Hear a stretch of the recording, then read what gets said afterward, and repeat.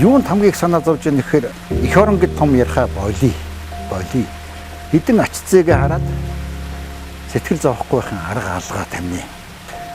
Энэ өнөөгийн энэ дампуу урсан нам төвтэй энэ төр засаглал энд байж байгаа хэдэн орхиог улсууд эдний хийж байгаа бодож байгаа ажил хүсэл шунал энэ бүр хэрэг сэтэрлээ. Миний бүх юм бол цэвэр шүүгээд ингэдэг биш.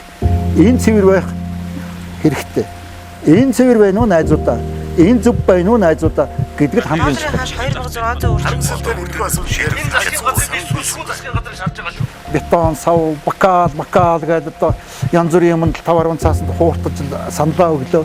Ирээдүгээ найзуудаа ирээдүгээ бод, үр хүүхдээ бод тийм ээ. Улс орноон бод.